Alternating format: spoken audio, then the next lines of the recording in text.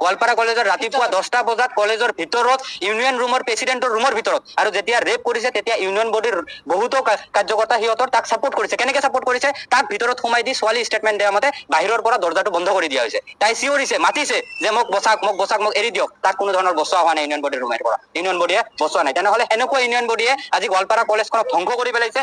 আমি ডাব্লু বুলি জানো তেওঁৰ অৰিজিনেল নামটো কিবা ফিৰোজ নে কি হয় সেই ল'ৰাজনে এজন হিন্দু ছোৱালী দাস উপাধিৰ এজনী ছোৱালীক ৰুমৰ ভিতৰত ইউনিয়ন বডিৰ যোনটো ৰুম আছিল ইউনিয়ন বডিৰ ৰুমত মাতি লৈ তেওঁক কৈছিল ছোৱালীজনীয়ে কোৱা মতে ছোৱালীজনীৰ এটা এডমিশ্যন ৰিচিপ্ট ওলাই দিব লাগে যেহেতু ইউনিয়ন বডিত আছে ইউনিয়ন বডিত থকাৰ কাৰণে তেওঁৰ পৰা খুজিছিল যে দাদা মোক এডমিশ্যন ৰিচিপ্টটো ওলাই দিয়ক তেওঁক প্ৰলোভন দি মাতি লৈ গৈছিল যে আপুনি ইউনিয়ন বডিৰ ৰুমত আহক আমি তোমাক বস্তুটো ওলাই দিম লৈ কিনে তাক প্ৰেচিডেণ্ট যোনটো ৰুম আছে প্ৰেচিডেণ্টৰ ৰুমত লৈ তাক ইচ্ছাকৃতভাৱে খুব অপদস্থ কৰি কামুৰি আজুৰি তাক ৰেপ কৰা হয় আৰু 2 নম্বৰ কথা এনেকুৱা এটা ঘটনা কৰা আজি নতুন নহয় গোৱালপাৰা কলেজত ইয়াৰ এনেকুৱা ঘটনা হৈয়ে থাকে কিন্তু ছোৱালীখিনি বা তেওঁলোকক